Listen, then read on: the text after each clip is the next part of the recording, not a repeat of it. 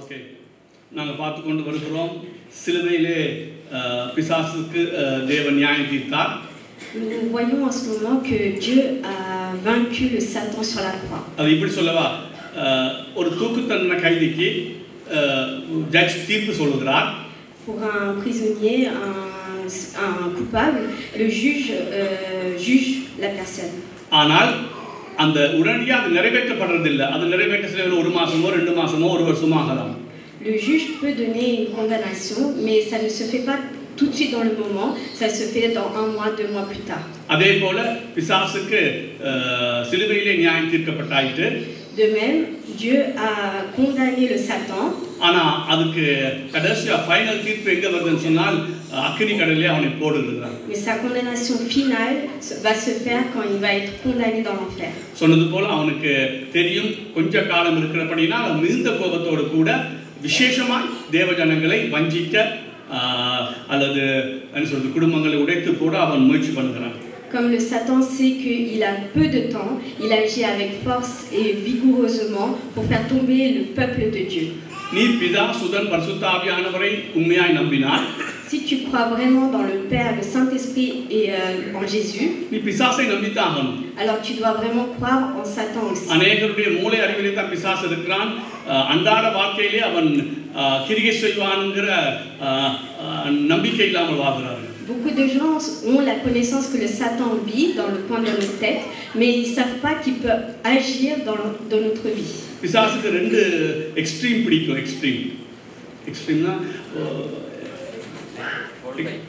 இல்ல எக்ஸ்ட்ரீம் ஒரு ஓரம் Il a des extrémités. ஒரு பக்கம் ஓரத்துக்கு போறது. Il peut aller d'un côté total. எக்ஸ்ட்ரீமுக்கு ஃப்ரெஞ்சில் எக்ஸ்ட்ரீம் தான் இருக்கு. யா ஓகே, அப்போ எனக்கு ஃப்ரெஞ்ச் தெரிஞ்சுக்கணும் உங்களுக்கு தெரியாமல் இருக்குது. சரி ஓகே, அப்போ ஒன்று பிசாசை இல்லைன்னு அல்லது பிசாசு இருக்குன்னு மூளையில யோசிச்சாலும் வாழ்க்கையில் அதை யோசிக்காம வாழ்ந்தால் அவனுக்கு ரொம்ப பிடிக்கும். Beaucoup de gens pensent à une extrémité que le Satan il a, mais ils ne peuvent pas agir dans sa vie. அடுத்த எக்ஸ்ட்ரீம், Dans l'autre côté, எந்த நேரம் பயம் பிசாசுக்கு. il y a beaucoup de gens qui ont l'extrémité d'avoir beaucoup peur dans le Satan. இது ரெண்டுமே அவனுக்கு நல்ல விருப்பம். Et ces deux choses-là, le Satan aime beaucoup. ஆகவே இந்த ரெண்டுக்கும் நடுவுல நாம பிசாசு இருக்கிறான், அவனை எதிர்த்து நாம நிக்கணும்னு முடிவெடுக்கிறது அவனுக்கு விருப்பம் இல்லை. Mais ce qui est important, c'est d'être au milieu et de croire que le Satan existe et qu'il va agir dans notre vie et être vigilant. Ça, il n'aime pas. நாங்க பார்த்தோம் முதலாவது அவன் செய்யறது, நாங்க பார்த்தோம் இந்த 2 இடைக்கிடையில அவன் செய்யற முதலாவது வேலை வேத வசனத்தை ஆராய்ந்து படிக்க அதை விளங்கிக் கொள்ள, அதை விளங்கி நாங்கள் அபியாசிக்க அவன் விட மாட்டான்.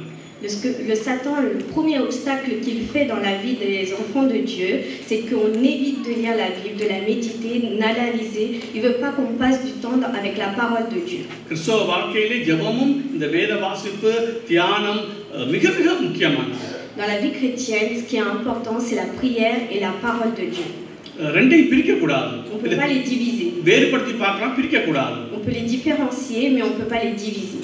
ஆகவே பிசாசு செய்த வேலை இந்த வார்த்தைகளை அவன் பறவை விதையை பொறுக்கிறது போல எங்களுடைய இதயத்திலிருந்து பொறுக்கிட்டு போயிடுவான். Le Satan est comme un oiseau qui vient picorer les graines que Dieu impose dans notre vie. உதாரணத்துக்கு சொல்றேன்.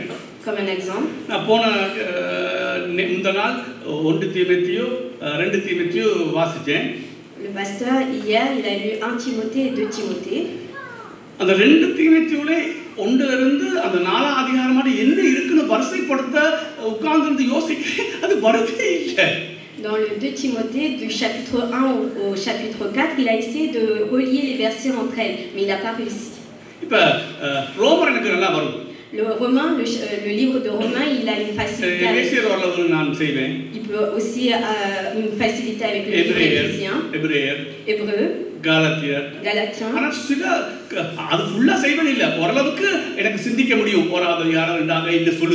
Je ne veux pas être parfait, mais j'arrive à les relier entre elles. Mais j'ai eu beaucoup de mal entre 1 Timothée et 2 Timothée. அப்ப பாருங்க, அந்த பிசாசுக்கு நாங்க படிச்சதை ஞாபகப்படுத்தக்கூடாது. En fait, le Satan n'aime pas qu'on se rappelle de la parole de Dieu. அதை விளங்கிக் கொள்ளக்கூடாது. Il veut pas qu'on la comprenne. ஒருக்கா வாசிச்சு முடிச்சிட்டோம். si on le lit une fois, அதை ஞாபகப்படுத்தாட்டி அவனுக்கு வெற்றி தானே. mais si on ne se rappelle pas de cette parole-là, c'est une victoire pour le Satan. இன்னைக்கு நீங்க எத்தனை பேர் ஒரு புத்தகத்தையாவது, ஒரு பைபிள் ஒரு புத்தகம், அதுக்காக தெரியும் புத்தகத்தையாவது நீங்க ஒரு அதிகாரம், 2 அதிகாரம், 3வது அதிகாரம், 4வது, 5வது ஓரளவுக்காவது நீங்க சொல்ல பழகிருக்கிறீங்க, அதை சிந்திச்சிருக்கிறீங்க. Est-ce que quelqu'un de vous a réussi au moins à lire un livre, de la comprendre, de la méditer? நான் சொல்ல முடியும் தீர்க்கதரிசனமா அநேகர் இல்ல. Je pense par prophétie que beaucoup ne le font pas. அப்ப எவ்வளவு கவனமா இருக்கான்னு பாருங்க. Vous voyez combien le Satan est très vigilant à ce qu'on ne lit pas la parole de Dieu. 27 வருஷம் ரட்சிக்கப்பட்டிருக்கிறேன். Ça fait 27 ans que je crois en Dieu. 22 வருஷத்துக்கு மேல பாஸ்டரா இருக்கேன். Ça fait 22 ans que je suis pasteur. ஆனா இரண்டாவது தீமோத்தேய அது வருஷப்படி என்னன்னு அத ஞாபகப்படுத்துறது கஷ்டமா தான் இருக்கு எனக்கு. Mais il est très difficile pour moi de me rappeler les paroles de Timothée. ஒரு சில புத்தகங்கள் ஏழுமா இருந்தா கூட.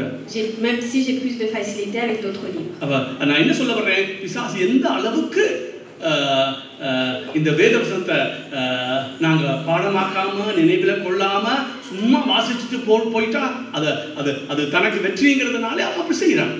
C'est le Satan qui agit comme cela pour pas qu'on se rappelle de la parole de Dieu et que le fait de lire simplement la parole de Dieu est suffisant. சரி, இப்ப நான் ஒரு கேள்வி கேட்கவா? Je viens vous poser une question. இந்த வேதவசனத்தை குறித்து இந்த பிசாசின் காரியத்தை நான் பேச தொடங்கல இருந்து அதிகமாய் வலியுறுத்தி வருகிறேன். Depuis que je vous explique la parole de Dieu, நீங்க படிக்கிறதுக்கு, vous devez la lire, தேடி வாசிக்கிறதுக்கு, vous devez la chercher, ஆராய்ந்து படிக்கிறதுக்கு, la méditer, படிச்சதை விசேஷமா ஞாபகப்படுத்துறதுக்கு, et vous devez aussi vous remémorer ce que vous avez lu. அது தியானம் பண்ணறதுக்கு, vous devez la méditer. சரி, இவ்வளவு இப்போ ஒரு அடிக்கடி சொல்லி கொண்டு வரேன். Et je vous le dis assez souvent depuis ces derniers temps. இப்ப யாராவது நீங்க கையெழுத்து சொல்ல முடியுமா, இந்த பிரசங்கங்களை கேட்ட பிறகு என்னிலே சில மாற்றங்களை நான் கொண்டு வந்திருக்கேன்னு யாராவது ஒரு ஆளாவது சொல்ல முடியுமா? Est-ce que quelqu'un de vous peut dire qu'il a apporté quelques changements depuis qu'il a dit ces paroles? கையெழுத்து காட்டுங்க. Vous pouvez lever vos doigts. அங்க ஒரு 2 கை உயருது. Il y a 1, 2, 3 doigts qui se lèvent. அப்ப பிசாசு பாருங்க, இப்படி வலியுறுத்தி நான் பேசி கூட உங்களை அந்த அந்த முந்திருந்த நிலைமைக்கு விட ஒரு படி கூட வெளியில வராம எவ்வளவு பத்திரமா உங்களை பார்த்துக்கிறான்னு பாருங்க. Vous voyez comment le Satan ne vous laisse pas agir et de changer vos habitudes malgré le temps que je vous consacre à vous réexpliquer ces paroles. ஒரு வயசுல நான் ஒரு வகையில நான் விரக்தி அடைகிறேன், ஏசாவை இப்படி இருக்குதுன்னு. Pendant 1 an, j'étais mal à l'aise le fait que pourquoi l'Église reste dans un état comme celui-ci. சில பேர் நல்ல பிரசங்கம் சொல்றாங்க. Beaucoup de gens disent que la parole est bonne. ஆனா அவன் தன் வாழ்க்கையை மாற்றான் இல்ல. Mais il la change pas. என்ன பிரயோஜனம்? Il ne change pas sa vie. Alors quelle est l'utilité? இப்படி நான் விரக்தியா இருக்கும்போது ஒரு யூடியூப் எடுத்து பார்த்தேன். J'ai regardé un jour une chaîne YouTube. அதுல பாஸ்டர்ஸ் மாத்திரம் அவங்க பேசுறாங்க. பாஸ்டர்ஸ் மாத்திரம் தான். Cette personne parle uniquement au pasteur. அதுல அவன் சொன்னான், சோர்ந்து போகாத. Ne sois pas déprimé. நீ கடமை செய். Tu fais pourquoi tu as été appelé. சோர்ந்து போகாத. Ne déprime pas. ஆனா கடமை சரியாச்சு. Mais tu as fait ta responsabilité. இப்ப பாருங்க, இப்ப சொன்னேன், இப்ப யோசிச்சு பாருங்க எவ்வளவு நீங்க வஞ்சிக்கப்பட்டிருக்கீங்க. Vous voyez à quel point vous avez été tenté. இந்த ஒரு மாசம் 2 மாசமா நான் இந்த வார்த்தையை திரும்ப பேசிட்டு நிக்கிறேன். Ça fait 1 mois, 2 mois que je vous parle de ces paroles-ci. விசேஷமா அதை ஞாபகப்படுத்துறது. Et je vous le rappelle aussi. படிக்கிறது மாத்திரம் காணாது. Ce n'est pas suffisant seulement de lire. இன்னைக்கு படிச்சது இன்னைக்கு எவ்வளவு ஞாபகப்படுத்தணும். Vous devez relire cette parole ce soir pour vous rappeler. தெரியாத திருப்பி போய் பாருங்க. Est-ce que vous comprenez pas, vous devez la rechercher. இப்ப சின்ன ஒரு முயற்சியில நீங்க கால வைங்க. Vous devez au moins essayer, faire une étape. சிறுவெல்ல பெருவெள்ளமா மாறும் ஒரு நாள். Et la petite graine apportera une grande fleur plus tard. நான் முந்தி மாதிரி சோர்ந்து போகல. Je ne me déprime pas comme avant. ஏன்னா இது எல்லா சபையிலும் இருக்கு. C'est quelque chose d'habituel dans toutes les églises. அந்த பாஸ்டர் சொன்னது போல ஒரு பாஸ்டரா இருந்தா உனக்கு சோர்வுகள், அசதிகள், இந்த விரக்திகள் வர செய்யும். அதை பெருசுப்படுத்தாம நீ உன் கடமை செய்து கொண்டே போ. Pour les pasteurs, c'est difficile malgré les habitudes du peuple de l'Église, mais malgré tout, il doit continuer à faire pourquoi il a été appelé. Ok, அதுக்கு நான் சொன்னேன், அவன் இரண்டாவது செய்வான் சோதனை, டெம்டேஷனுக்கு எங்களை எப்படி டெம்ப்ட் பண்ண பார்ப்பான். Il va essayer de nous tenter. ஆகவே நான் சொன்னேன் அதை எப்படி மேற்கொள்றது. Et je vous ai expliqué comment traverser cela. இன்னொன்று சொன்னேன், அதுக்கு அடுத்தது அவன் குற்ற உணர்வு. Et la deuxième chose, c'est la culpabilité. இயேசு கிறிஸ்து ரத்தத்தின் வல்லமை உணராத எவனும் குற்ற உணர்வோடே வாழ்ந்து கொண்டு தான் இருப்பான். Celui qui ne ressent pas, ne comprend pas le sang du Jésus-Christ va vivre dans la culpabilité. நான் திரும்ப சொல்றேன், நான் கிருபை சொல்லும்போது ஒரு சிலர் தவறாய் புரிந்து கொண்டாலும் நான் கிருபை கற்றுக் கொடுத்தே ஆகணும். Même si beaucoup ne comprennent pas la grâce de Dieu, je suis obligée d'en parler et de l'expliquer. ஏன்னா ரட்சிக்கப்பட்டவனுக்கு அடிக்கடி குற்ற உணர்வு வரப்பாங்க. ஏன்னா அவன் பரிசுத்தத்திலே ரொம்ப வாஞ்சையா இருக்கிறபடினால. Celui qui a été sauvé, il a besoin d'être libéré de la culpabilité et pour cela il a besoin de la grâce. அவனை திரும்ப சொன்னேன், நீ உண்மையாய் மனம் திரும்பி ஆண்டவர் செய்தது போல இனி நான் செய்யாமல் இருக்க முயற்சி பண்றேன்னு சொன்னால் அவர் 100% உன்னை அந்த குற்ற உணர்விலிருந்து அகற்றி போடுவார். Quand on pêche et qu'on revient vers Dieu, il est capable de nous délivrer complètement de cette culpabilité. நீ குற்ற உணர்வை சரியா ஹேண்டில் பண்ண முடியாத எவனும் பரிசுத்தமா வாழ முடியாது. Celui qui ne peut pas gérer sa culpabilité ne peut pas être stable en Christ. ரட்சிக்கப்படாமல் இங்க இருக்கிற அநேகருக்கு இது என்னன்னு விளங்காது. Celui qui n'a pas été sauvé ne peut pas comprendre ces paroles. ரட்சிக்கப்பட்டு பரிசுத்தமாக ஒருவருக்கு தான் தெரியும் இது இந்த குற்ற உணர்வு எவ்வளவு பெரிய பிரச்சனை. Mais celui qui a été sauvé et qui veut vivre purement pour Dieu comprend ces paroles-ci. ஆக இயேசு ரத்தம் போதுமானது. Alors le sang de Jésus-Christ est suffisant. நான் பலவிட்டால் Si je me trompe, எத்தனை தடவை பலவிட்டாலும் même si je me trompe plusieurs fois, மனம் திரும்பணும். je dois retourner vers Dieu. உள்ளத்தை தேவன் பார்க்கிறார். Alors Dieu voit notre cœur. இந்த செய்தது பாவம்ங்கிறது நீ உணர்றத தேவன் உன் உள்ளத்திலே நீ அது உணர்கிறாய் என்பதை தேவன் காண்கிறார். Dieu voit que tu ressens ça comme un péché. அப்படி மனம் திரும்பி இருந்தால் Alors à ce moment-là on se repent. கர்த்தர் மன்னிக்கிறார். Alors il pardonne. அது உறவுல ஒரு நாளும் பிரச்சனை வராது. Alors notre relation avec Dieu ne va pas être faussée. இந்த ஐக்கியத்திலே எப்போதும் பலவராம இருக்கணும்னு சொன்னா இயேசுவின் ரத்தத்தோட மகிமை நாம் உணர்ந்து வைத்திருக்கிறோம். Si on ne veut pas de distance dans notre relation avec Dieu, alors il faut utiliser le sang de Jésus-Christ pour se rapprocher de Dieu. சிலர்களை திருப்பி ஏன் சொல்றேன்? Beaucoup de gens pensent qu'ils se répètent. திருப்பி சொன்னே 4 பேர் தான் கை ஊத்துறீங்க. Malgré que je me répète, il y a que 4 doigts qui se sont levés. அப்ப திருப்பி சொல்லாம என்ன செய்ய சொல்றீங்க? Alors qu'est-ce que vous voulez que je fasse à part de répéter? நீங்க ஒரு மெஜாரிட்டி உயர்த்தி இருந்தா நான் திருப்பி அது சொல்ல தேவையில்ல. S'il y avait une majorité qui a levé son doigt, j'aurais évité de me répéter. ஒரு 4-5 பேர் தான் உயர்த்துவீங்க. Mais vous étiez 5. அப்ப திருப்பி அதான் படிச்சு கொடுத்துருக்கு. Alors je suis obligée de vous le renseigner. Okay, சரி, இன்னைக்கு அடுத்த ஒரு காரியத்தை பார்ப்போம். Nous allons voir une nouvelle étape. 2 கொரிந்தியர் 2 Corinthiens 4வது அதிகாரத்துல 4வது வசனத்தை வாசிப்போம். chapitre 4 verset 4.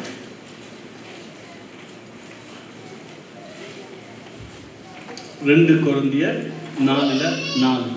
Pour les incrédules dont le Dieu de ce siècle a aveuglé l'intelligence, afin qu'ils ne visent pas briller la splendeur de l'évangile de la gloire de Christ, qui est à l'image de Dieu. தேவனுடைய சாயலாய் இருக்கிற கிறிஸ்துவின் மகிமையான சுவிசேஷத்தின் ஒளி அவிசுவாசிகளாகிய அவர்களுக்கு பிரகாசமாய் இராதபடிக்கு இப்பிரபஞ்சத்தின் தேவனானவன் அவர்களுடைய மனதை குருடாக்கினார்.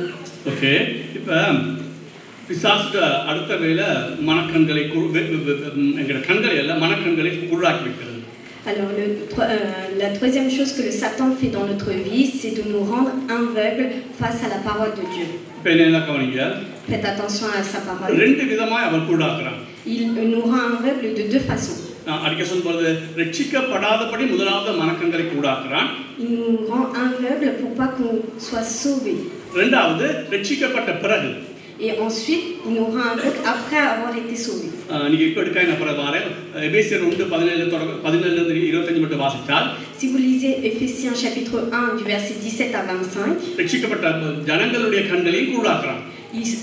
il rend aveugle aussi celui qui a été sauvé. சத்தியத்தை அறியாதபடிக்கு அவன் முழு மூச்சோடு குருடாக்கி கொண்டிருக்கிறான். Le Satan agit avec force pour qu'on ne comprenne pas la vérité de la parole. பிறகு நான் வாரதுக்கு உதாரணத்துக்கு அந்த குருடண்ட கண்களை கர்த்தர் தொட்டார். Comme l'aveugle qui a été touché. சாடையா அந்த மரங்கள் எல்லாம் அசைறது போல அவனுக்கு மனுஷன் அசைற மாதிரி தெரிஞ்சது. Quand il a vu les arbres bouger, il a compris que quelqu'un bougeait devant lui. இரண்டாவது தடவை தொட்டார். Deuxième fois, il l'a touché. அவன் மனுஷன் சரியா நடக்கிறது மாதிரி அவன் கண்டான். Il a vu quelqu'un marcher. அதே போல தான். De même. முதலாவது நாங்க இப்ப அந்த அந்த ரட்சிக்கப்பட்டுட்டோம் வைங்க. Par exemple, nous avons été sauvés.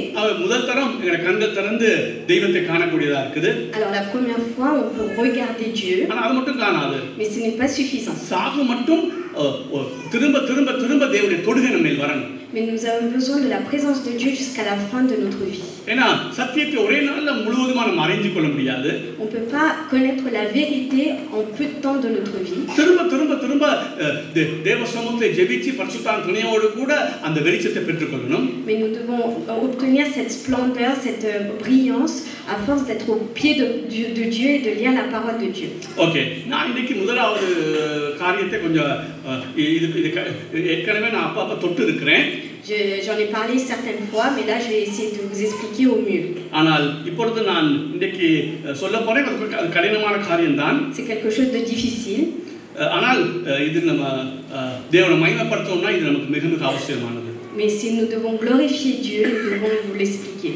Okay, இப்போ நாங்கள் அதை திருப்பி வாசிப்போம். 2 Corinthiens 4 திருப்பி இருக்க வாசிப்போம். Nous allons relire 2 Corinthiens chapitre 4 verset 4. Pour les incrédules dont le Dieu de ce siècle a aveuglé l'intelligence, afin qu'ils ne vissent pas briller la splendeur de l'évangile de la gloire de Christ, qui est à l'image de Dieu. தேவனுடைய சாயலாய் இருக்கிற கிறிஸ்துவின் மகிமையான சுவிசேஷத்தின் ஒளி அவிசுவாசிகளாகிய அவர்களுக்கு பிரகாசமாய் இராதபடிக்கு இப்பிரபஞ்சத்தின் தேவனானவன் அவர்களுடைய மனதை குருடாக்கினான். ஓகே, சரி. இப்போ முதலாவது ரட்சிப்பை பற்றி பார்ப்போம். Nous allons voir premièrement le salut. ரட்சிப்புல முதலாவது கண் திறக்கப்படணும். Quand nous obtenons le salut, alors nous voyons. நான் சொன்ன அதுக்கு பிறகு சத்தியத்தை அறிய ஒவ்வொரு நாளும் கண்கள் திறக்கப்படணும். Alors, plus on connaît la parole de Dieu, plus on voit Dieu. Okay, நான் சொன்னேன் ரட்சிப்பு கர்த்தருடையது. Le salut appartient à Dieu. யோனா 2:9 சொல்லுது ரட்சிப்பு கர்த்தருடையது. Dans Jonas 2:9, on voit bien que le salut appartient à Dieu. Okay, நான் ஏற்கனவே சரி ஒரு எபேசியர் 2:1-5 வாசிப்போம். On va lire Éphésiens 2:1-5. எபேசியர் 2 வசனமும் 5வது வசனமும். On va lire Éphésiens chapitre 2 verset 1 et verset 5. Vous étiez morts par vos enfances et par vos péchés. Nous qui étions morts par nos enfances, nous a rendus à la vie avec Christ. C'est par sa grâce que vous avez été sauvés. அக்கிரமங்களினாலும் பாவங்களினாலும் மரித்தவர்களாயிருந்த உங்களை உயிர்ப்பித்தார். அக்கிரமங்களில் மரித்தவர்களாயிருந்த நம்மை கிறிஸ்துவுடனே கூட உயிர்ப்பித்தார். Okay, நான் கான்சி sir. அப்ப நாங்க பாவத்துல அக்கிரமத்துல மரித்து போயிருந்தோம். Nous étions morts par nos péchés et nos offenses. சங்கீதம் 51:5 வாசிப்போம். On va lire Psaume 59. சங்கீதம் 51:5. 59:5. 51:5. 31:5. 51:5, pardon. Voici, je suis né dans l'iniquité et ma mère m'a conçu dans le péché. இதோ நான் துர்க்குணத்தில் உருவானேன், என் தாய் என்னை பாவத்தில் கற்பந்தரித்தாள். தாவி சொல்றான், தான் பிறக்கும் போதே தாய் பாவத்துல தான் தன்னை கற்பத்தான்னு சொல்லி. Il dit que quand il a été conçu, il était conçu dans le péché. எரேமியா 13:23 வாசிப்போம். Jérémie 13:23. 13:23.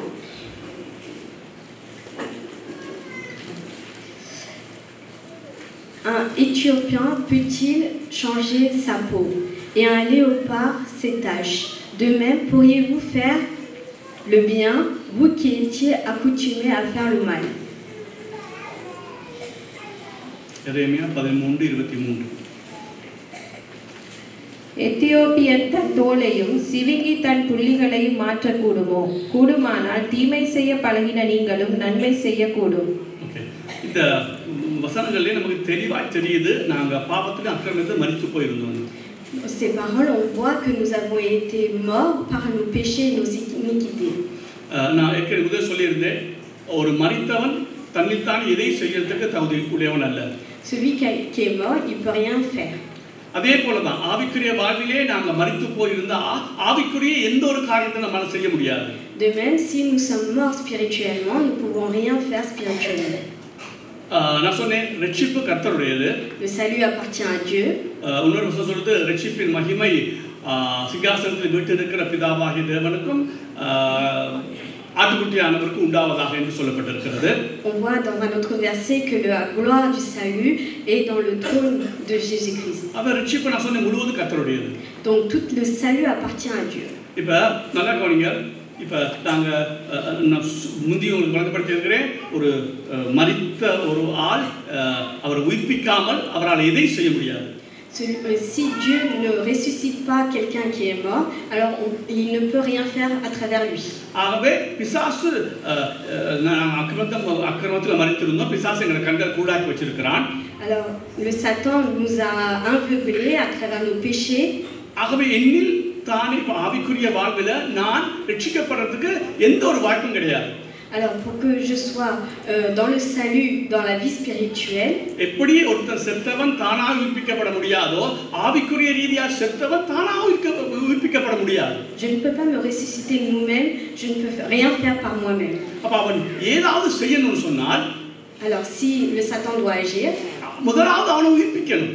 alors Jésus-Christ doit, si Dieu doit nous utiliser, d'abord il doit nous ressusciter. வேதம் சொல்லுது, அக்கிரமத்திலும் பாவத்திலும் மரித்திருந்த உங்களை தேவன் உயிர்ப்பித்தார். Alors la parole dit, celui qui était mort à travers nos péchés et nos iniquités, Dieu l'a ressuscité. நான் சொல்றது மிக கடினமான ஒரு பாடத்தை படிப்பிக்கிறேன், அதை ரொம்ப கவனமா நீங்க கேட்கணும். Soyez très vigilants à la parole de Dieu parce que c'est quelque chose de très difficile à expliquer. அப்ப இல்லாட்டி உயிர்ப்பிக்கணும், இல்ல சொன்னா மறுபடி பிறக்க வைக்கணும். Dieu ressuscite ou sinon il renouvelle la personne. இன்றைக்கு நாங்க அநேக நினைக்கிறோம், நாங்க மனம் திரும்பி விசுவாசிச்சோம், அதெல்லாம் நம்ம மறுபடி பிறந்தோம். Nous croyons que nous sommes ressuscités parce que nous avons cru en Jésus-Christ. இப்ப நான் சொன்னேன், சாதாரண செத்த ஒரு ஆளே தன்னைத்தானே உயிர்ப்பிக்க முடியாது. Celui qui est mort, il peut pas se ressusciter lui-même. அப்ப ஆவிக்குரிய ரீதியா மரித்திருந்த நான், alors celui qui est mort spirituellement, சரி இந்த கேள்விக்கு பதில் சொல்றேன் பாப்போம். இப்ப ஆவிக்குரிய ரீதியா நான் மரிச்சிருக்கிறேன், je suis mort spirituellement, மரித்த ஒண்ணும் செய்ய முடியாது. alors je ne peux rien faire moi spirituellement. வேதம் நாம ஏதோ வருத்தமா இருந்தோம், கோமாவுல இருந்தோம் சொல்லல, மரித்து போயிருந்தோம் சொல்லுது. La parole ne dit pas que j'étais dans le coma ou que j'étais inconscient, mais j'ai été mort. அப்படின்னு சொன்னால் வேதம் தெளிவா சொல்லுது, மனம் திரும்பி விசுவாசித்தால் நீங்க ரட்சிக்கப்படுவீங்கன்னு. Alors la parole de Dieu dit que si je me repente et que je crois en Jésus-Christ, alors je suis ressuscité. நாங்களும் மரித்திருக்கிறோம் ஆவியில. Alors nous aussi nous sommes morts dans notre esprit. சரி, இவ்வளவு காலம் இந்த பிரசனத்துக்கு கேட்ட யாராவது சொல்ல முடியுமா? அப்ப எப்படி நாம மனம் திரும்பி விசுவாசிக்க முடியும்? Comment on peut se repenter et croire en Dieu?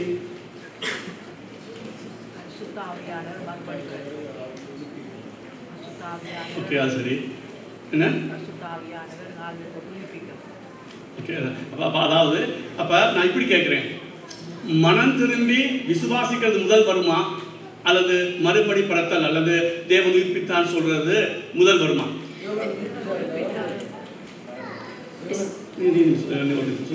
Est-ce que le fait de croire en Jésus-Christ et se repenter est la première des choses, ou est-ce que c'est le fait d'être renouvelé, renaître en Christ et ressuscité est une des premières choses? Je vous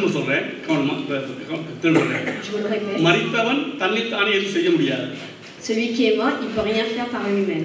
ஆவிக்குரிய ரீதியா வேதம் சொல்லுது, நம்ம அக்கிரமத்திலும் பாவத்திலும் மரித்து போயிருந்தோம், கோமாவுல இருக்கல மரித்து போயிருந்தோம். La parole de Dieu dit que nous étions pas dans le coma ou inconscients, mais nous étions morts par nos péchés. இதே நேரத்துல வேதம் சொல்லுது, மனம் திரும்பி நீங்க விசுவாசித்தா ரட்சிக்கப்படுவீர்கள். Mais de même, la parole de Dieu dit que nous sommes sauvés si nous nous repentons et que nous revenons vers Dieu et croyons en Jésus-Christ. மனம் திரும்புதல் விசுவாசித்தல் ரெண்டுமே ஆவிக்குரிய ஒரு காரியம். Se repentir et croire en Jésus-Christ, c'est la même chose. அப்ப நாம மரிச்சு போய் இருந்தோம். Nous étions morts. அப்ப எப்படி நாம விசுவாசிக்க முடியும், எப்படி நாம மனம் திரும்ப முடியும்? இப்ப நான் காண்பிக்கிறேன், வேதத்தை காண்பிக்கிறேன், அவசரப்படாதீங்க. ஓகே, அப்ப எப்படி மனம் திரும்ப முடியும், எப்படி நாம விசுவாசிக்க முடியும்? Comment peut-on se repentir et avoir la foi? முடியாது. On peut pas. அப்ப முதலாவது என்ன நடந்திருக்கு? Alors pour ça, comment ça a commencé tout cela? ஆவி உயிர்ப்பித்திருக்கு, உணர்வு சொன்னால் மறுபடி பிறந்திருக்கு. Premièrement, Dieu nous a fait renaître, il nous a ressuscités. இப்ப நான் சொல்றேன், சொல்லிட்டு நான் வேதத்துல வந்து தெளிவா காண்பிக்கிறேன். Je vais vous l'expliquer et après vous le montrer, vous le prouver à travers la parole de Dieu. இதை இப்படி கூட சொல்லலாம், அதாவது மறுபடி பிறக்காட்டி, ஒரு வசனம் தானே, மறுபடி பிறக்காவிட்டால் தேவராஜ்யத்தை காண முடியாது. La parole de Dieu dit que si nous ne renaissons pas de nouveau, on ne peut pas voir la parole de Dieu. La gloire de Dieu. இன்னொரு சொன்னால் மறுபடி பிறக்காவிட்டால் அவன் ஆவிக்குரிய வாழ்வை காண முடியாது. Si on ne renaît pas de nouveau, on ne peut pas voir la gloire de Dieu. இன்னொரு சொன்னால் அவன் மறுபடி பிறக்காவிட்டால் மனம் திரும்புதல் விசுவாசம் என்ற வார்த்தையை அவனுக்கு என்னன்னு புரியாது. Alors celui qui ne renaît pas de nouveau ne peut pas avoir la foi et il ne peut pas être sauvé et ressuscité. ஆகவே இப்படி சொல்றேன், நான் சொல்லிட்டு வசந்துக்கு வரேன். நீங்க இது ரொம்ப கடினமான பாடம், ஆனால் எனக்கு படிச்சு கட்டாயம் கொடுக்கறதுன்னு எனக்கு ஒரு உந்துதல் வந்தனால தான் இதை எடுத்தேன். C'est quelque chose de très difficile à vous enseigner, mais Dieu m'a donné dans l'esprit, il m'a révélé de vous l'expliquer aujourd'hui. ஆண்டோட கிருபையினால எவ்வளவு பெரிய சத்தியத்தையும் உங்களுக்கு படிப்பிச்சு கொடுக்க முடியும். என்னால நீங்க மட்டும் விளங்கிக் கொள்ள கொஞ்சம் முயற்சி எடுத்தால் உங்களால அதை புரிஞ்சு கொள்ள முடியும். Je sais que par la grâce de Dieu, je peux vous expliquer quelque chose de très difficile, mais vous aussi, vous devez prendre votre côté et prendre le temps de mieux écouter et de comprendre. சரி, திரும்ப கேட்கிறேன், ரட்சிப்பு யாருடையது? Je vous demande, là, உண்டையா? கர்த்தருடைய. Okay, சரி. le salut appartient à qui? À Dieu. ரட்சிப்பின் மகிமை யாருக்கு போகணும்? La gloire du salut appartient à Dieu. பிதாவாகிய தேவனுக்கும் இயேசு கிறிஸ்துவுக்கும் பரிசுத்தம் சொல்லப்படாட்டாலும் பரிசுத்தம் சேர்த்துக் கொள்ளலாம். Nous savons que le salut appartient à la gloire du Père, du Fils et du Saint-Esprit. Okay, அப்ப மறுபடி பிறக்கணும். அப்ப நான் சொல்றேன், இந்த மறுபடி பிறத்தல் மனம் தெரிந்து சுவிசேஷத்தை கேட்கலாம். இப்படி வழங்கப்படுத்துறேன். பிறகு நான் பைபிளை கொண்டு வரேன். சுவிசேஷத்தை பிரசங்கம் பண்றோம். Nous annonçons la bonne nouvelle. அப்ப அவன் என்ன செய்யணும்? மனம் திரும்பி அந்த சுவிசேஷத்தை விசுவாசிச்சா அவன் ரட்சிக்கப்படுவான். Alors celui-là, il se repente et il croit en Jésus-Christ, il a la foi, alors il est ressuscité. சரியா இல்லையா? ஓகே, ஆனா அவன் ஒரு அசுவிசுவாசி பாவத்துல அங்கிருந்து மரிச்சு போயிருக்கிறான். Un non-croyant, il est mort à travers son péché. அப்ப அவன் மனம் திரும்ப முடியுமா? விசுவாசிக்க முடியுமா? Est-ce qu'il peut se repentir et avoir la foi? உயிர்ப்பிக்கவே நான் கேட்கிறேன். அதாவது உயிர்ப்பிக்கப்படாவிட்டால், அதாவது நாங்கள் சுவிசேஷத்தை பிரசங்கிக்கிறோம். Nous annonçons la bonne nouvelle. இயேசுநாதருடைய சிலுவை பழியை நாம் அவனுக்கு முன்னால் கொண்டு வரோம். Nous lui expliquons que Dieu est mort pour nous sur la croix. அவன் பாவிங்கிறது உணர்த்துகிறோம். Nous lui expliquons que c'est un pécheur. ஆனா அவனால் அதை விளங்கிக் கொள்ள முடியுமா முடியாதா? Est-ce qu'il peut le comprendre ou pas?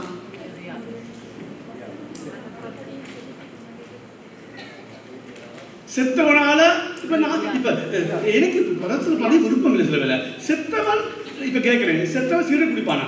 Est-ce que quelqu'un qui est mort, il peut fumer une cigarette? அப்ப ஆவிக்குரிய வாழ்ல செத்தவன் எப்படி மனம் திரும்புவான்? Alors celui qui est mort spirituellement, எப்படி விசுவாசிப்பான்? comment il peut croire? Il peut avoir la foi? முடியுமா முடியாதா? முடியாது. Il ne peut pas. இதனால தான் நான் சொல்றேன், ரட்சிப்பு கர்த்தருடையது. C'est pour cela que je vous dis que le salut appartient à Dieu. திரும்ப நான் சொல்றேன், இப்படி சொல்றேன், ரட்சிக்கப்பட்டால் மகிமையை தேவனுக்கு செலுத்து. Si tu as obtenu le salut, alors donne la gloire à Dieu. ஏன்னா உன்னுல ஒன்றுமே இல்லை. Parce que rien ne t'appartient. அப்ப கவனிங்க, இப்ப நான் சொல்றேன் இது எப்படி நடக்குது. அதனால தான் நான் சொல்றேன், ஒரு சுவிசேஷ கூட்டத்தில் போய் ஒரு சுவிசேஷம் சொல்றேன்னா பின்னால் ஒரு பெரிய ஜெப கூட்டமே இருக்கணும்.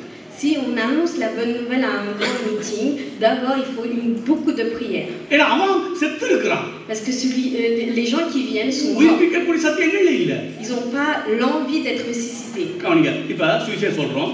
Nous annonçons la bonne nouvelle. மனம் திரும்பி விசுவாசி. Alors repens-toi et crois. Okay, இப்ப பாருங்க, 16:27 நிக்கிற வாசிங்க. அப்போஸ்தலர் நடவடிக்கை வாசிங்க. அப்போஸ்தலர் நடவடிக்கை Acte chapitre 16 26-27 verset 26 et verset 27. அது வாசிங்க, உங்களுக்கு தெரியும். இது திறந்து விட்டான்னு சொல்லி எனக்கு இந்த கண் பிரச்சனையால நான் எடுத்துங்கள் விழிக்கிறோம். நீங்க எடுத்துருங்க. 16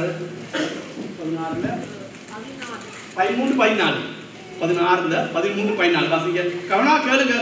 இது மிகப்பெரிய ஒரு செய்தி. இது திருப்பி செய்வேன். ஆனால் முதலாவது நீங்க புரிஞ்சுக்கொள்ளணும், உங்க ரட்சிப்பு உங்க கையில் இல்லை, உங்க ரட்சிப்பு அவரோட கையில் இருக்குது. ஆனா நமக்குள்ள ஒரு நாமளும் ஏதோ ஒன்று செய்யணும். அதை நான் அப்புறம் பார்க்கணும். 13-14. Alors, Acte chapitre 16, verset 14 et verset 16. Versets 13 et 14. Le jour du sabbat, nous nous rendîmes hors de la porte, vers une rivière, où nous pensions que se trouverait un lieu de prière. Nous nous assîmes et nous parlâmes aux femmes qui étaient réunies. ஓய்வு நாளில் நாங்கள் பட்டணத்துக்கு வெளியே போய் ஆற்றின் அருகே வழக்கமாய் ஜெபம் பண்ணுகிற இடத்தில் உட்கார்ந்து அங்கே கூடி வந்த ஸ்திரீகளுக்கு உபதேசித்தோம். என்ன உபதேசித்திருப்பாங்க? இயேசுநாதர் வந்தார், உங்களுடைய பாவத்துக்காக மரித்தார், ஆகவே நீங்க மனம் திரும்பி இயேசுவை ஏற்றுக்கொண்டால் நீங்க ரட்சிக்கப்படுவீர்கள் சொல்லியிருப்பாங்க. À ce moment-là, Dieu a dû annoncer la bonne nouvelle et dire que nous devons croire en lui pour obtenir le salut. 14 அப்பொழுது தியத்திரா ஊராலும் இரத்தாம்பரம் விற்கிறவளும் தேவனை வணங்குகிறவளும் ஆகிய லீதியாள் என்னும் பேருள்ள ஒரு ஸ்திரீ கேட்டுக்கொண்டிருந்தாள். பவுல் சொல்லியவைகளை கவனிக்கும்படி கர்த்தர் அவள் இருதயத்தை திறந்தருளினார். இவன் சொல்றத சரியா விளங்கிக் கொள்ள சொல்லி யாரு இதயத்தை திறந்து விட்டா? C'est qui a ouvert les yeux de cette dame pour qu'elle puisse écouter la parole de Dieu? தேவன். Dieu. அப்ப இப்ப ரட்சிப்பு எப்படி நடக்குது பாருங்க. Alors écoutez comment on obtient le salut. உபதேசத்தை கேட்கிறோம், அதாவது சுவிசேஷத்தை கேட்கிறோம். Nous écoutons la bonne nouvelle. இப்பொழுது இப்படி எபேசியர் 1:4 வாசிப்போம். Lisons Éphésiens chapitre 1 verset 4. En lui, Dieu nous a élus avant la fondation du monde, pour que nous soyons saints et irrépréhensibles devant lui. தமக்கு முன்பாக நாம் அன்பில் பரிசுத்தம் உள்ளவர்களும் குற்றமில்லாதவர்களுமாய் இருப்பதற்கு அவர் உலக தோற்றத்துக்கு முன்னே கிறிஸ்துவுக்குள் நம்மை தெரிந்து கொண்டபடியே. அப்ப ஒரு கூட்டத்தை ஆண்டவர் என்ன செஞ்சிருக்கார்? ரட்சிப்புக்காக தெரிந்து கொண்டிருக்கிறார். Dieu a élu un certain peuple pour lui.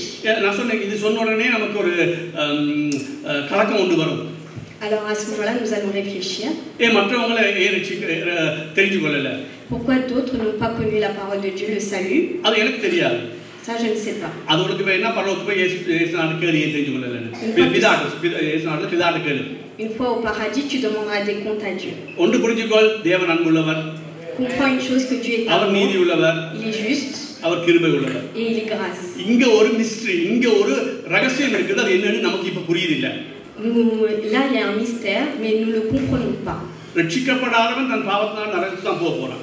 Celui qui n'a pas été sauvé, il va aller en enfer. ஆனா ரட்சிக்கப்பட்ட எவனும் நான் என்னுடைய முயற்சினாலே என்னுடைய காரியத்தால் ரட்சிக்கப்பட்டேன்னு சொல்லவே முடியாது. Mais celui qui a été sauvé, il ne peut pas dire qu'il a été sauvé par lui-même. அதுக்கு தான் சொன்னேன், ரட்சிப்பு கர்த்தருடையது.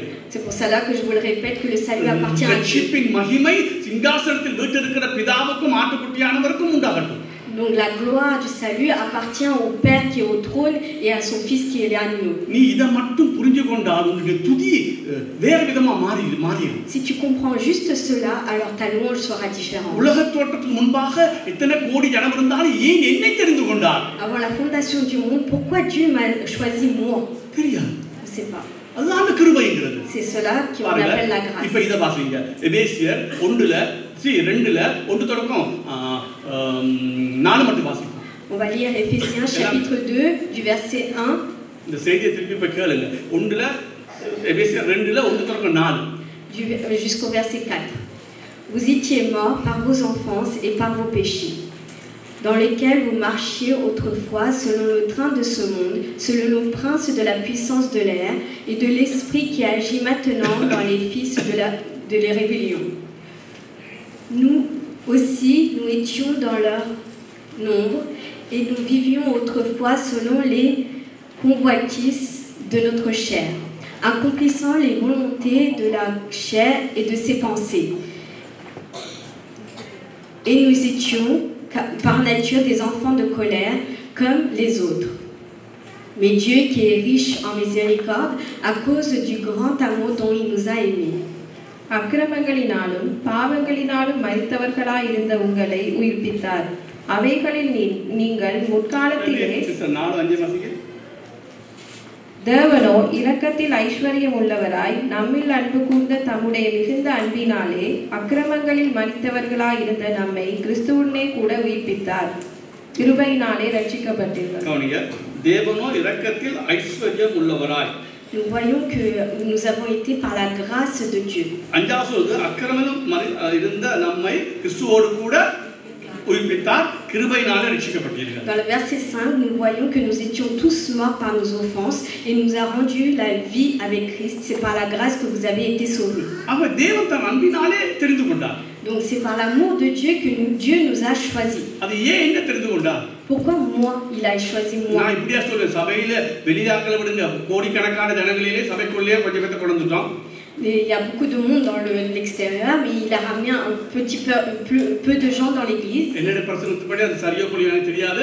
என் பிரசனத்துப்படி சபையிலேயே ஒரு 10 பேர் 20 பேர் தான் பரலோகத்துக்கு போக போறாங்க. Mais dans l'église même, il y a que une dizaine de personnes qui va aller au paradis. அப்ப அந்த 10 பேர்ல நான் ஒருவனா இருந்தால் எந்த அளவுக்கு நான் கர்த்தரை துதிக்கணும்? Et si je suis l'une de ces dizaines de personnes qui va aller au paradis, comment je dois le louer? திருப்பி சொல்றேன், சத்தமா சொல்றேன், ரட்சிப்பு கர்த்தருடையது. Je le répète que le salut appartient à உலக Dieu. தோற்றத்துக்கு முன்பாக முன்னை குறிக்காவிட்டால் நீ எந்த தலைகளான டான்ஸ் ஆடி மனம் திரும்பி விசுவாசிக்க போறேனாலும் செய்ய முடியாது. Mais Dieu nous a choisis avant la fondation de ce monde. Alors nous pouvons faire ce que nous voulons, mais nous ne pouvons pas choisir d'aller au paradis. கிருபை, ரட்சிப்பு வந்து கிருபையால் கொடுக்கப்பட்டது. Le salut a été obtenu par la grâce. அப்ப ஏன் மற்றவனை ரட்சிக்கல அது எனக்கு தெரியாது, ஏன் தெரிந்து கொள்ளலைன்னு எனக்கு தெரியாது. Je ne sais pas pourquoi Dieu ne les a pas sauvés, ne les a pas choisis. என் வாழ்க்கையை கொண்டு நான் சொல்ல முடியும், என்னை உலக தோற்றத்துக்கு முன்பாக ரட்சிப்புக்கென்று நியமித்தார். அதை நினைக்கும் போது எனக்கு தலை சுத்துது. Mais quand je regarde ma vie, je comprends très bien que Dieu m'a choisi, il m'a élu avant même la fondation de ce monde. பாருங்க, இது இன்னும் வலியுறுத்தி பேச விரும்புகிறேன். Je vais vous expliquer cela plus clairement. அப்ப நான் சொல்றேன், உலக தோற்றத்துக்கு முன்பாய் தேவன் ஒரு சில ஜனங்களை முன்குறித்தார். Avant la fondation de ce monde, Dieu a choisi certaines personnes. ஆனா இப்ப நீங்க சொல்லலாம், அப்ப மற்றவங்களை முன்குறிக்காதபடியினாலே அவங்க நரகத்துக்கு போக மாட்டாங்க. இல்ல அவங்க நரகத்துக்கு தான் போவாங்க. Comme ils n'ont pas été élus, ils vont aller en enfer. அவனுக்கு சொன்னது மனம் திரும்பி விசுவாசி. அவனால் ஒரு சிலர் ரட்சிக்கிறார், அவன் மனம் திரும்பி விசுவாசிக்காவிட்டால், இந்த சுவிசேஷத்தை ஏற்றுக்கொள்ளாவிட்டால் அவன் நரகம் போத்தாங்க இருக்கான். Les non-croyants, on leur annonce la bonne nouvelle afin qu'ils se repentent et qu'ils obtiennent de la foi, qu'ils croient en Jésus-Christ afin d'obtenir le salut. இப்ப நீங்க பாருங்க, உலக தோற்றத்துக்கு முன்பாக அவர் முன்குறித்தார். Dieu a élu certaines personnes avant la fondation de ce monde. முன்குறித்த ஜனங்களை ஏதோ ஒரு சுவிசேஷம் மூலமாகவோ ஏதோ ஒரு பிரச்சனை மூலமா ஏதோ ஒரு வகையில அவர் அந்த சுவிசேஷத்தை கேட்கும் போது அந்த இருதயத்தை திறந்து விடுறார்.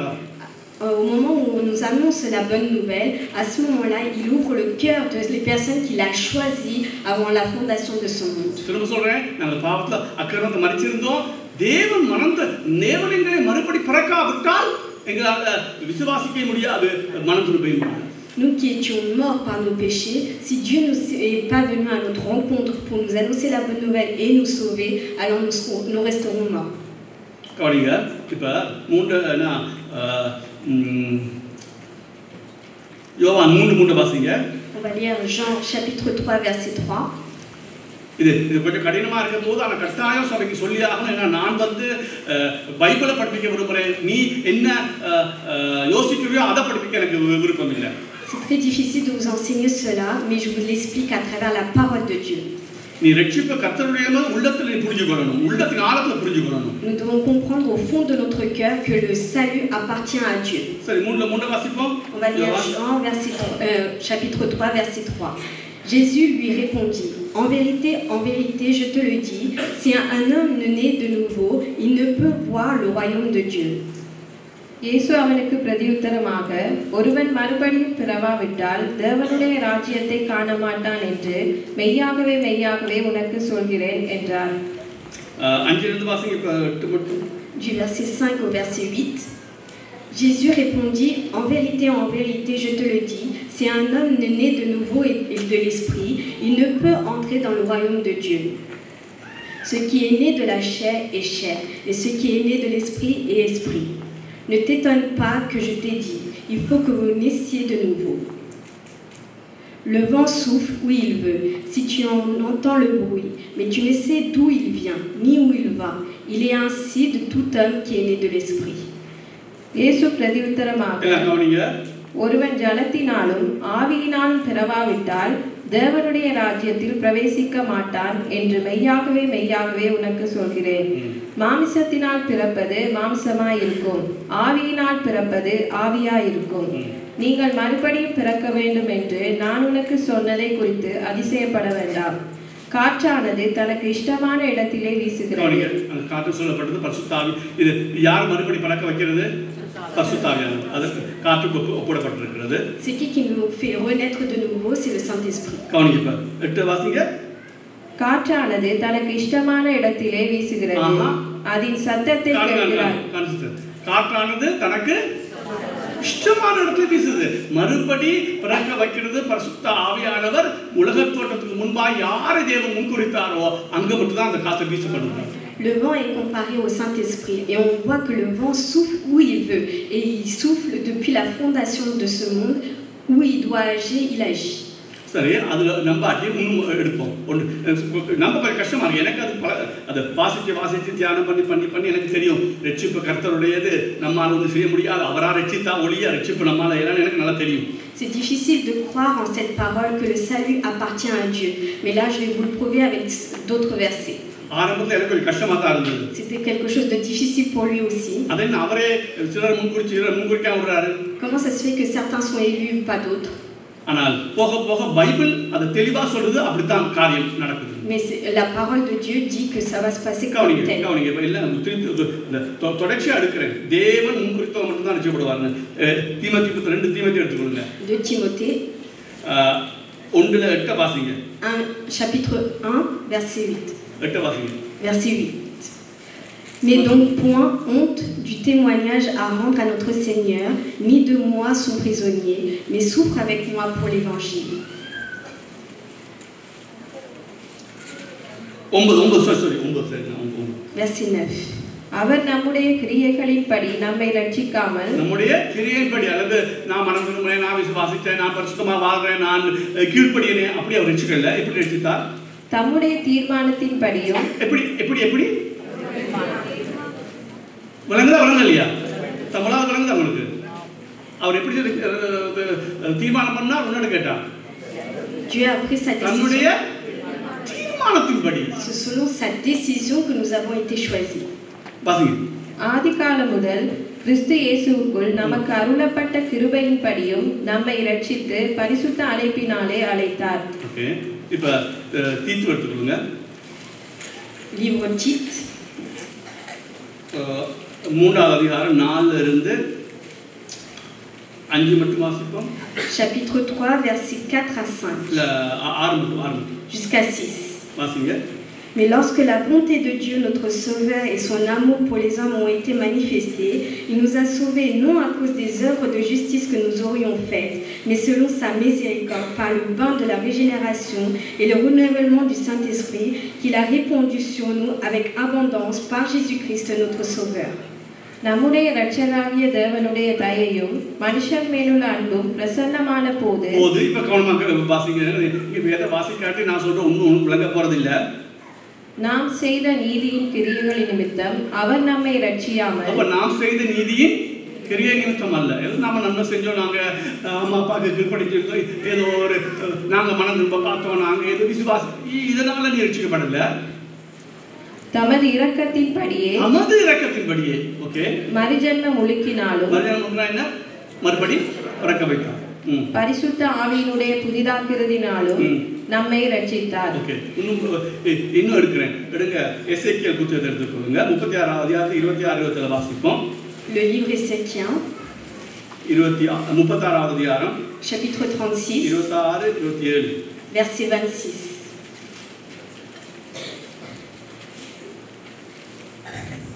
Je vous donnerai un cœur nouveau et je mettrai en vous un esprit nouveau. J'ôterai de votre corps le cœur de pierre et je vous donnerai un cœur de chair. உங்களுக்கு நவமான இருதயத்தை கொடுத்து உங்கள் உள்ளத்திலே புதிதான ஆவியை கட்டளையிட்டு. யார் நீங்களா உண்டாக்குவீங்களா அவரா கொடுப்பாரா? Vous le créez vous-même ou il vous le donne? அவரா திருப்பாசிங்க 26. உங்களுக்கு நவமான இருதயத்தை கொடுத்து உங்கள் உள்ளத்திலே புதிதான ஆவியை கட்டளையிட்டு கல்லான இருதயத்தை உங்கள் மாமிசத்திலிருந்து எடுத்து போட்டு சதையான இருதயத்தை உங்களுக்கு கொடுப்பேன். அதான் மறுபடி பிறக்க வைத்தார். அப்ப சதையான இருதயத்தை கொடுத்த உடனே தான் நம்ம மனம் திரும்பக்கூடியதா இருக்குது, நம்ம விசுவாசிக்கக்கூடியதா இருக்குது. C'est quand Dieu nous donne un cœur nouveau que nous pouvons avoir le salut et avoir la foi. உங்கள் உள்ளத்திலே என் ஆவியை வைத்து உங்களை என் கட்டளைகளில் நடக்கவும் என் நியாயங்களை கைக்கொள்ளவும் அவைகளின்படி செய்யவும் பண்ணுவேன். ஓகே, இப்போ எடுத்துக்கொள்ளுங்க ரோமர் 9 அதிகாரம். Le livre de Romains, chapitre 9. நல்லா கவனிங்க இந்த வசனத்தை. ரோமர் 9 அதிகாரம். இப்போ அது ஃப்ரெண்ட்ஸை வாசிக்கிறேன், தமிழ் உங்களுக்கு வாசிக்கிறது ஃப்ரெண்ட்ஸ் பயன்படுத்தணும் பண்ணணும். 9ஆம் வசனத்தில் 6லேருந்து வாசிங்க, ஒரு வசனம் வாசிங்க, நல்லா கவனிங்க. தேவ வசனம் அவமாய் போயிற்றென்று சொல்லக்கூடாது. ஏனென்றால் இஸ்ரவேல் வம்சத்தார் எல்லாரும் இஸ்ரவேலர் அல்லவே. அவர்கள் ஆபிரகாமின் சந்ததியார் ஆனாலும் எல்லாரும் பிள்ளைகள் அல்லவே. ஈசாக்கிடத்தில் உன் சந்ததி விளங்கும் என்று சொல்லி இருக்கிறதே. அதேபடி என்றால் மாமிசத்தின்படி பிள்ளைகளானவர்கள் தேவனுடைய பிள்ளைகள் அல்ல. இதுவும் அல்லாமல் நம்முடைய பிதாவாகிய ஈசாக்கு என்னும் ஒருவனாலே ரெபெக்காள் கர்ப்பவதியான போது பிள்ளைகள் இன்னும் பிறவாமலும் நல்வினை தீவினை ஒன்றும் செய்யாமலும் இருக்கையில் தேவனுடைய தெரிந்து கொள்ளுதலின் படி இருக்கிற அவருடைய தீர்மானம் கிரியைகளினாலே நிலை நிற்காமல் அழைக்கிறவராலே நிலை நிற்கும் படிக்கு. Nous allons lire le verset 11. Car quoique les enfants ne fussent pas encore nés et qui n'eussent fait ni bien ni mal, afin que le dessein d'élection de Dieu subsistât sans dépendre des œuvres.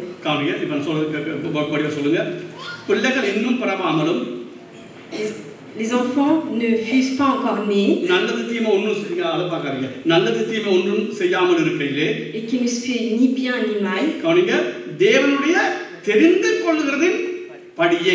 afin que le dessein d'élection de Dieu subsistât.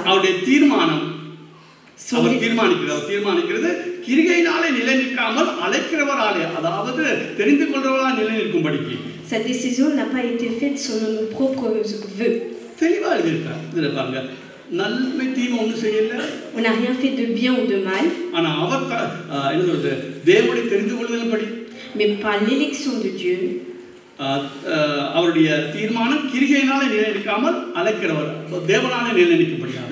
Dieu fait sa volonté. மூத்தவன் இளையவனுக்கு ஊழியம் செய்வான் என்று அவளுடனே சொல்லப்பட்டது. அப்படியே யாக்கோபை சிநேகித்து ஏசாவை வெறுத்தேன் என்றும் எழுதியிருக்கிறது. ஆகையால் நாம் என்ன சொல்லுவோம்? தேவனிடத்திலே அநீதி உண்டு என்று சொல்லலாமா? சொல்லக்கூடாது.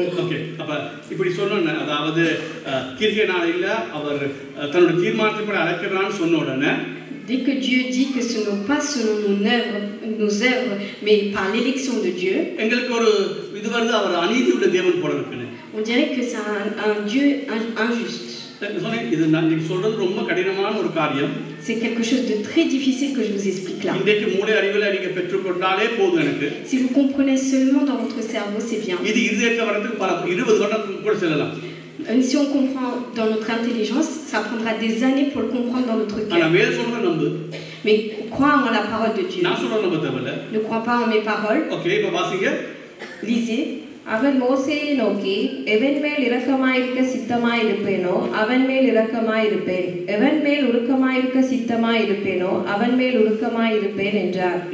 ஆகையால் விரும்புகிறவனாலும் அல்ல, ஓடுகிறவனாலும் அல்ல, இறங்குகிற தேவனாலேயாம். மேலும் என்னுடைய வல்லமை உன்னிடத்தில் காண்பிக்கும்படியாகவும் என்னுடைய நாமம் பூமியில் எங்கும் பிரஸ்தாபமாகும் படியாகவும் உன்னை நிலைநிறுத்தினேன் என்று பவுல் சொன்னதாக வேதத்தில் சொல்லி இருக்கிறது. ஆதலால் எவன் மேல் இரக்கமாயிருக்க சித்தமாயிருக்கிறாரோ அவன் மேல் இரக்கமாயிருக்கிறார், எவனை கடினப்படுத்த சித்தமாயிருக்கிறாரோ அவனை கடினப்படுத்துகிறார். இப்ப கூட போன உங்களுக்கு பிரச்சனை ஆகும். நான் சொல்றேன், இப்ப இதுல ஒண்ணு மட்டும் புரிஞ்சுக்கொள்ளுங்க, தேவன் அநீதியும் உள்ளவர் அல்ல. Vous devez comprendre une chose, que Dieu n'est pas injuste. தெளிவா சொல்றது அவர் அன்பு நிறைந்தவர். Il est clairement dit que la parole, il est amour, கிருபை உள்ளவர். Il est gracieux, il est miséricordieux. ஆனா அதே நேரத்துல வேற சொல்லுது, et de même அவர் சிலரை தெரிந்து கொண்டார். Il a choisi certaines personnes. அவன் நன்மை செய்தானா, அவன் நன்மை செய்வானா அல்லது என்ன செய்வாங்கற அப்படி அவர் பார்த்து ரட்சிக்கல. Il n'a pas choisi, il n'a pas sauvé selon ses œuvres, s'il a fait le bien ou le mal. இயேசு கிறிஸ்துவுக்குள் இருக்கிற அந்த கிருபையினாலே எங்களை அழைக்கிறார்.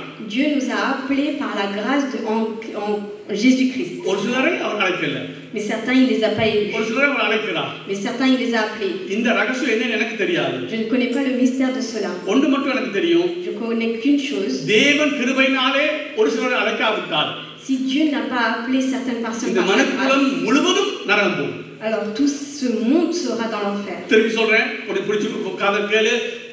தேவன் தன் இரக்கத்தினாலே ஒரு சிலரை தெரிந்து கொள்ளாவிட்டால் முழு மனுக்குலமும் நரகம் தான் போகும். Écoutez bien, si Dieu n'a pas sauvé certaines personnes par sa miséricorde, alors tout ce monde, toute cette terre ira en enfer. ஆகவே அவர் ஒரு சிலரை முன்குறித்தார். Alors c'est pour cela qu'il a choisi certaines personnes. தன்னுடைய தீர்மானத்தின்படி அதை செய்கிறார், Il l'a fait selon sa தன்னுடைய élection, சித்தத்தின்படி அதை செய்கிறார். selon sa volonté. தேவனை கை நீட்டி நீ ஏன் இப்படி செய்து கேட்கறதுக்கு நமக்கு தகுதி இல்லை. Nous n'avons pas le droit de lui demander pourquoi tu as fait cela de cette façon. தேவன் வருகிற நேரத்திலே அவர் நீதியாக செய்தார், நமக்கு புரியும், இன்னைக்கு புரியாது. Nous allons comprendre plus tard que Dieu l'a fait d'une manière juste. இந்த பாவ சரீரத்தில் இருக்கும்போது எங்களுக்கு எல்லாமே குழப்பமா தான் தெரியுது. Nous serons confus quand le péché est dans notre corps. அவர் ஒரு சிலர் மறுபடி பிறக்க வைக்கிறார். Mais c'est pour cela qu'il fait renaître certaines personnes. அப்படி சொல்ல சுவிசேஷத்தை கேட்கும் பொழுது ஒரு சிலருடைய கண்களை அவர் குருடாக்கி வச்சிருக்கிற பிசாசுடைய கண்களை அவர் திறந்து விடுறாரு. Quand on annonce la bonne nouvelle, il ouvre les yeux de certaines personnes. ஒரு சில கண்கள் திறந்து விடல. Mais certains sont endurcis. ஏன் எங்களுக்கு தெரியல. On ne sait pas pourquoi. இப்போ எந்த கண்ணை திறந்து விட்டாரு? Dieu a choisi de lui ouvrir ses yeux. நான் நல்லவனும் இல்ல. Je ne suis pas bon. நான் ரட்சிக்கப்பட்ட பக்திமான வாளையும் இல்ல. J'étais pas pieux. நான் ரட்சிக்கப்பட்ட கர்த்தரை தேடையும் இல்ல. Mais quand j'ai été dans le salut, je n'ai pas cherché. கர்த்தரை தேடினேன். J'ai cherché Dieu pendant 6 ans. அது கர்த்தர் கிருபை. C'était la grâce de Dieu. ஏன்னா கர்த்தரையே ஒரு சின்ன வயசுல இருந்து ஒரு கடவுளை சரியா கும்பிட்டு வளராத ஒரு குடும்பத்துல வளர்ந்த ஆள் தான். Depuis mon enfance, j'étais quelqu'un qui a vénéré Dieu depuis mon enfance. அவர் முன்குறித்தபடியினால் ஏற்ற காரியத்தை ஏற்ற வேளையில செய்தார். C'est pour cela que Dieu a fait ces choses-là en temps voulu selon sa volonté. நான் சொல்ல முடியுமா நான் கர்த்தரை தேடினால கர்த்தரை கண்டடைந்தேன் நான் சொல்ல முடியுமா? Est-ce que je peux dire que Dieu m'a choisi parce que je l'ai cherché? அல்லது நான் நல்லவனா இருந்து நான் கர்த்தரை தேடி வந்தார் சொல்ல முடியுமா? Est-ce que je peux dire que Dieu m'a trouvé parce que je l'ai cherché? இல்ல. Que j'ai fait le bien? Non. கர்த்தர் முன்குறித்த ஜனங்களை சொன்னேன். அந்த பிசாசு முதலாவது நான் சொன்னேன் இப்படி சொல்லவா, லூக்கா 11ல சொல்லப்பட்டபடி பலவான் கையிலே நாங்கள் இருந்தோம். Comme nous avons lu dans Luc chapitre 11, nous étions dans la main du diable. பிசாசு பலவான், அவன் எங்களை மனதை குருடாக்கி எங்களை கட்டுப்பாட்டுக்கு வைத்திருந்தான். C'est quelqu'un de fort qui nous a tenus dans ses mains. யாரும் அந்த மனக்கண்களை திறக்க முடியாது. Et quelques personnes ne peuvent ouvrir leurs yeux. பிசாசுக்கு எதிராக நாங்கள் மனக்கண்களை திறக்க முடியுமா? Est-ce que nous on peut ouvrir nos yeux face au diable? பிசாசை விட நான் பெரியவனா? Est-ce que je suis plus grand que le diable? நான் பார்த்தோம், அவன் மிகாவேல் தூதனை விட அவன் பெரியவனா இருந்திருக்கிறான். Il est plus grand que l'ange Michael. ஆனா தேவன் சொன்னார், இதை விட ஒரு அதிக பலவான் வந்தால் அந்த கொள்ளை பொருட்களை கொள்ளையாட முடியும். Mais on voit qu'il faut quelqu'un de plus fort que le diable pour nous retirer de tout cela. அதான் ஆண்டவராகிய இயேசு கிறிஸ்து. Et cette personne de fort, c'est Jésus-Christ. பாருங்க 4:6 வாசிங்க, 2 Corinthiens 4:6 வாசிங்க, 2 Corinthiens 4:6. 2 Corinthiens chapitre 2 verset 6. 4:6. Versets 4 et 6. Chapitre 4 verset 6. Car Dieu qui a dit la lumière brillera du sein des ténèbres a fait briller la lumière dans nos cœurs pour faire resplendir la connaissance de la gloire de Dieu sur la face du Christ. இருளிலிருந்து வெளிச்சத்தை பிரகாசிக்க சொன்ன தேவன் இயேசு கிறிஸ்துவின் முகத்தில் உள்ள தமது மகிமையின் அறிவாகிய ஒளியை தோற்றம் பண்ணும் பொருட்டாக எங்கள் இருதயங்களிலே பிரகாசித்தார். அவர் பிரகாசிக்காவிட்டால் நீ நித்திய காலமாய் அந்த இருளுக்குள்ள அல்லது சாத்தான் கட்டி வைத்திருந்த அந்த கட்டுக்குள்ளேயே தான் வாழ்ந்திருக்கும். Si Dieu ne fait pas briller sa lumière, alors nous serons encore enchaînés dans les ténèbres. ஆகவே நான் சொல்றேன், மறுபடி பிறத்தல் என்பது நாங்க செய்யற காரியம் இல்ல. Renaître de nouveau, ce n'est pas quelque chose que nous faisons par nous-mêmes. அதாவது மறுபடி பிறத்தலும் மனம் திரும்புதலும் விசுவாசமும் கிட்டத்தட்ட ஒரே நேரத்துல நடக்குது. Toutes les choses arrivent en même temps, le fait de renaître de nouveau, avoir la foi et connaître Dieu. இப்படி வைக்கவா, பிள்ளை பிறந்து சுவாசிக்குது, கிட்டத்தட்ட ஒரே நேரம் தான் நடக்குது. L'enfant naît et respire en même temps. திருப்பி சொல்றேன், தாய் வயிற்றிலிருந்து பிள்ளை பிறக்குது, மூச்சு விடுது, கிட்டத்தட்ட ஒரே நேரம் தான். Au moment de l'accouchement, l'enfant naît et respire en même temps. ஆனா நீங்க சொல்லுங்க, பிறந்தது முதலா மூச்சு விட்டது முதலா? Comment vous allez dire? Comment vous allez choisir? Est-ce que l'enfant a respiré d'abord ou il est né d'abord? C'est quand au moment où il naît qu'il respire. Si on choisit une seconde avant ce qui s'est passé, c'est qu'il est né. Alors de même, nous devons se repentir.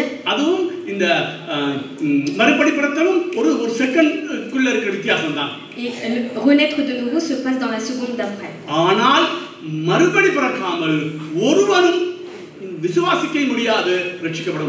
Mais si on ne renaît pas de nouveau, alors on ne peut pas repentir et avoir la foi.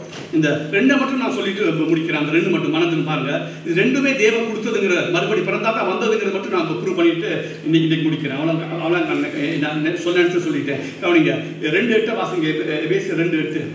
Éphésiens chapitre 2 verset 8. இது ரெண்டு மறுபடி பிறக்காம நீ செய்ய முடியாது. On peut pas le faire ces deux choses-là, être sauvé et avoir la foi sans renaître de nouveau.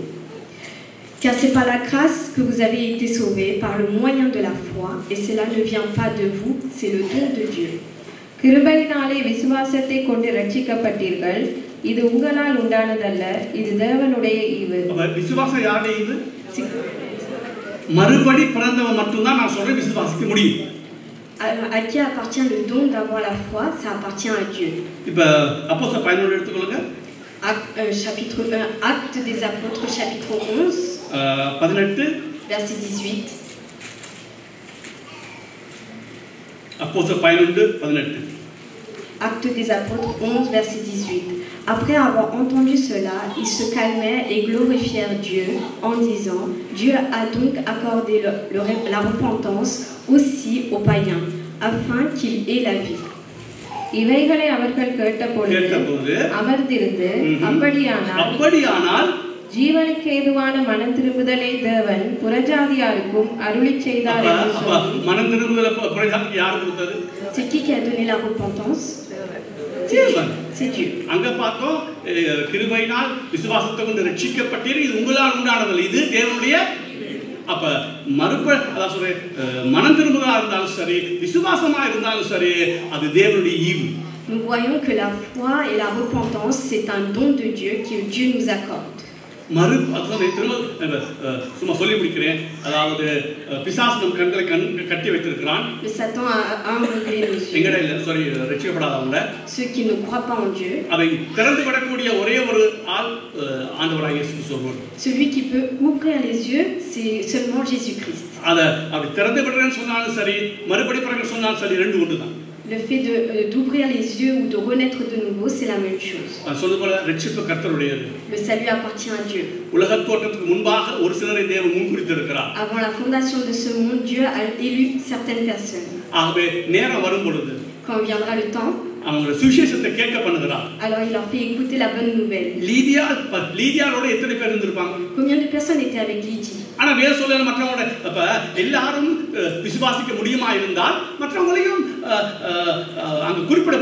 Si tout le monde pouvait croire, alors à ce moment-là, tout le monde aurait cru et été repenti.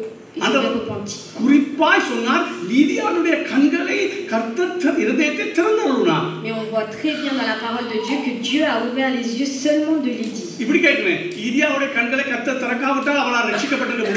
Est-ce que si Dieu n'a pas ouvert les yeux de Lydie, elle aurait pu croire en Dieu?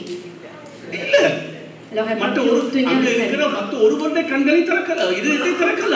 Dieu n'a pas ouvert les autres cœurs.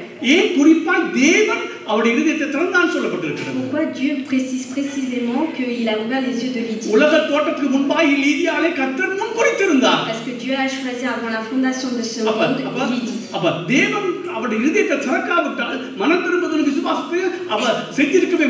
Alors si elle n'avait pas obtenu le cœur ouvert, elle n'aurait pas eu la foi et la repentance.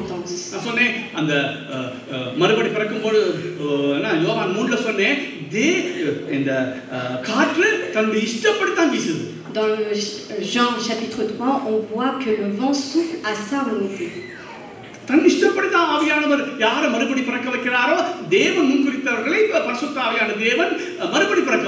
pour cela que le Saint-Esprit agit en allant directement avant la fondation de ce monde. Qui il a choisi, il va vers cette personne-là. நாங்கள் பார்த்தோம், நம்முடைய நீதியின் கிரிகள் நிமித்தம் அல்ல, தேவன் தன்னுடைய தீர்மானத்தின்படி யாரை முன்குறித்தார் பிரகாரம் அவர்களை மாத்திரம்தான் ரட்சிப்புக்கு நடத்துகிறார். Ce n'est pas selon nos œuvres, mais selon son élection que Dieu fait renaître les personnes. அப்ப நீங்க ஒரு கேள்வி கேட்கலாம், சுவிசேஷம் சொல்ல தேவையில்லையா? Alors ce n'est pas la peine de lui annoncer la bonne nouvelle. சுவிசேஷம் சொல்லியாகணும். Nous devons l'obligation d'annoncer la bonne nouvelle. யாருக்கு தெரியும்? Qui sait que Dieu a élu? எல்லாருக்கும் சுவிசேஷம் சொல்ல வேண்டிய கடமை. Nous avons l'obligation, le devoir d'annoncer la bonne நீ nouvelle. சொல்லும்போது கர்த்தர் முன்குறித்த ஜனங்களை அவர் கொண்டு வருவார். Alors à ce moment-là, Dieu va ramener auprès de l'Église les personnes que Dieu a choisies. ஆகவே தான் சொல்லி முடிக்கிறேன், ரட்சிப்பு கர்த்தருடையது. Alors le salut appartient à Dieu. நான் சந்தோஷமா இருக்கிற காரணம் கோடிக்கணக்கான சனங்களே கொஞ்சம் சனம் சேர்ச்சுக்குள்ள இருக்கு.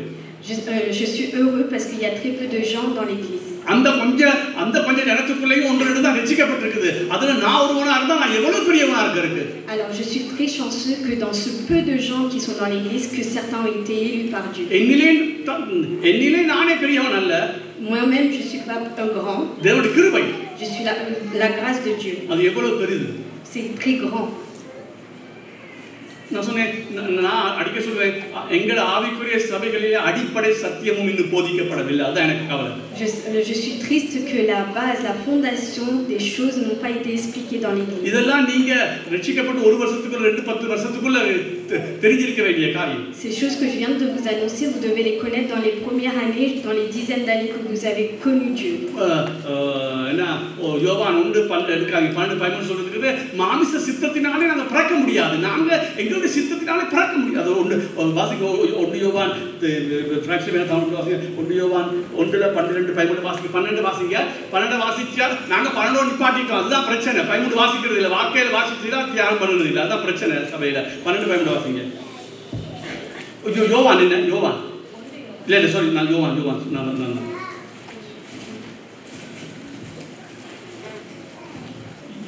யோவான்ல 1:12-13 அவருடைய நாமத்தின் மேல் விசுவாசம் உள்ளவர்களாகிய அவரை ஏற்றுக்கொண்டவர்கள் எத்தனை பேர்களோ அத்தனை பேர்களும் தேவனுடைய பிள்ளைகளாகும்படி அவர்களுக்கு அதிகாரம் கொடுத்தார். உடனே சொல்ற பாத்தீங்களா பிரதர், லூசு மாதிரி பாஸ்டர் கலக்காத பாரு என்ன எழுதி இருக்குது, நான் தான் விசுவாசிக்கணும், அப்ப பிள்ளையா மாறிடுவேன், அது மறுபடி பிறந்துடுவேன். On peut pas nous-mêmes renaître de nouveau. இப்ப அடுத்தது வாசிங்க. அது சேர்த்து பார்த்தா தான் வழங்க உங்களுக்கு என்னன்னு. Vous devez lire le verset 13 pour comprendre mieux. அவர்கள் இரத்தத்தினாலாவது மாம்ச சித்தத்தினாலாவது. அப்படினா மாம்ச சித்தம்னா நீ உன் சித்தத்தினாலே மறுபடி பிறக்க முடியாது. அவர்கள் இரத்தத்தினாலாவது மாம்ச சித்தத்தினாலாவது. அப்படினா நானே மறுபடி பிறக்க போறேன். மாம்ச சித்தம் நான் பிறக்க போறேன் பிரதர், நான் விசுவாசிக்க போறேன், நான் மனம் திரும்ப போறேன் பிரதர். வாசிங்க, அத திருப்பி வாசிங்க. அவர்கள் இரத்தத்தினாலாவது மாம்ச சித்தத்தினாலாவது புருஷனுடைய சித்தத்தினாலாவது பிறவாமல் தேவனாலே பிறந்தவர்கள். யாரால் பிறந்தவர்கள்? தேவனாலே பிறந்தவர்கள். Nous sommes nés par Dieu. ஒருவன் தானே மறுபடி பிறக்க முடியாது. On ne peut pas renaître par nous-mêmes. ஒரு பிள்ளை தானா பிறக்க முடியாது, தாய் தான் பிறக்க வைக்கணும். Comme un enfant, un bébé ne peut pas naître lui-même, c'est la mère qui le fait. ஆவிக்குரிய ரீதியா நீ பிறக்க முடியாது. Tu peux pas naître de nouveau. தேவன் தான் பிறக்க வைக்கணும். C'est Dieu qui doit le faire.